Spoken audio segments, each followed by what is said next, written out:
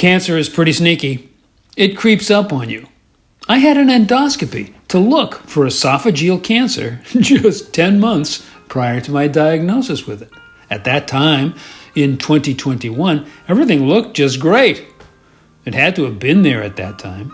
It was simply undetectable at that time. Sneaky, as I said. So, in the summer of 2022, all was well. Ruth Ann and I were living the dream. We were alone together most of the time. We lived on a farm that was dead silent at night and whose dark skies revealed billions of stars to us. The house was big enough to take guests anytime, and it did. Between visits, we busied ourselves with joining a new church family, with civic responsibilities around town, and there was politics, of course.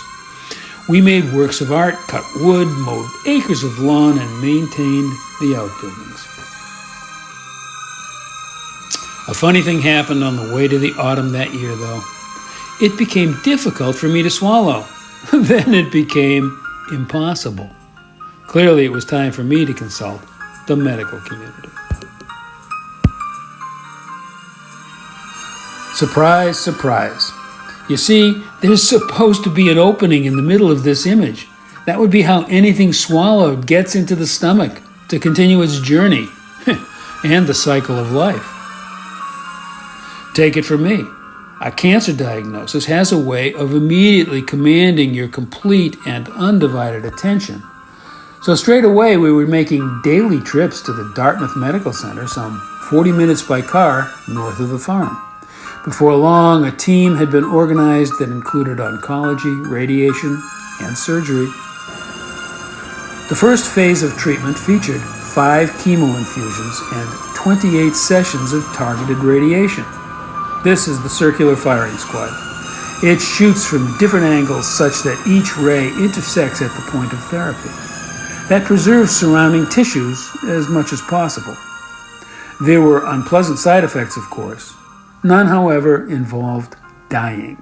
In fact, just a couple of weeks into all of this, I was able to eat solid foods again. So, the downside was well worth the benefits of the upside. Humans love ceremony, so there was official recognition at the conclusion of all those treatments. This is the official end to the first phase of my cancer treatment. The end of chemo and radiation. There's an old nautical tradition of using the bell to render honors to distinguished visitors. I hope what I'm doing is piping aboard good health. And if I am, it's at least due to the good folks here at Dartmouth Medical Center. So thank you all.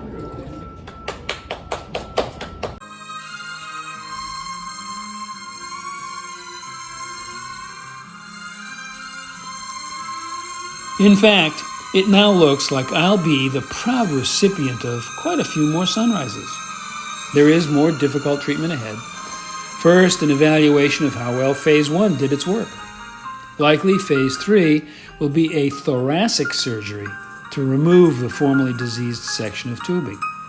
In my case, should that be called Jurassic surgery? I'm also enrolled in an FDA Phase 3 study of a targeted immunosuppressant drug soon to be on the market. I'll get the active agent post-op to take out any rogue cells that randomly remain. So stay tuned for much more on the heavyweight battle between Mark and the bad cells.